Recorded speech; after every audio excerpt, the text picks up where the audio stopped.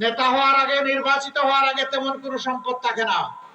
যেই নেতা হলো, নির্বাচিত হলো, লাফিয়ে লাফিয়ে রফ রফ করে শ্বশুর বাড়ির সম্পদ বাড়ে। রাজনীতিতে নতুন মেরুকরণ সৃষ্টি করেছে জামায়াত। এবারের নির্বাচনে বাংলাদেশ জামায়াত ইসলামীর রাজনীতিতে একটি নতুন দৃশ্য লক্ষ্য করা যাচ্ছে, নারীদের ঘরের বাইরে বের করে আনার সংস্কৃতি। জামায়াত ইসলামীর অনেক নেতার স্ত্রী ও নারী সদস্যদের নির্বাচনী প্রচারণা এবং বিভিন্ন রাজনৈতিক কর্মকাণ্ডে সক্রিয়ভাবে দেখা যাচ্ছে। বিষয়টি নিয়ে রাজনৈতিক অঙ্গন ও সাধারণ মানুষের মধ্যে তৈরি হয়েছে নানা আলোচনা ও প্রশ্ন।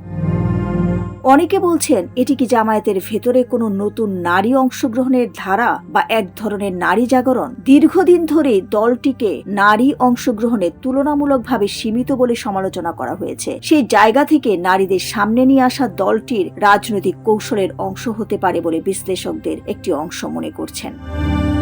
আবার কেউ কেউ মনে করছেন, আন্তর্জাতিক অঙ্গনে নিজেদের ভাবমূর্তি বদলানোর প্রচেষ্টাও এর পেছনে থাকতে পারে। কারণ দীর্ঘদিন ধরে বিভিন্ন মহলে জামায়াতের বিরুদ্ধে নারী অধিকার বিষয়ে নেতিবাচক সমালোচনা রয়েছে। নারীদের দৃশ্যমান অংশগ্রহণ সেই সমালোচনার মোকাবিলার একটি কৌশল হিসেবে দেখা হতে পারে। তবে জামায়াত সমর্থকদের দাবি, এটি কোনো কৌশল নয়, বরং নারীদেরকে সামাজিক ও রাজনৈতিকভাবে সম্পৃক্ত করার একটি স্বাভাবিক প্রক্রিয়া। তারা বলছেন, সমাজের সব স্তরের মানুষের মতো নারীরাও রাজনীতিতে অংশ নেবে, এটাই স্বাভাবিক এবং ইতিবাচক পরিবর্তন।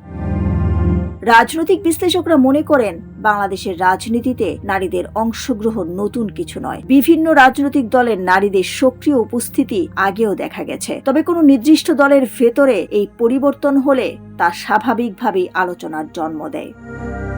সব মিলিয়ে প্রশ্ন রয়ে গেছে, এটি কি সত্যি জামায়াতের রাজনৈতিক ও সাংগঠনিক পরিবর্তনের ইঙ্গিত, নাকি নির্বাচনী বাস্তবতাকে সামনে রেখে নেওয়া একটি কৌশলগত পদক্ষেপ? সময়ই হয়তো এর প্রকৃত উত্তর দেবে। ডেস্ক রিপোর্ট, সোনালী নিউজ।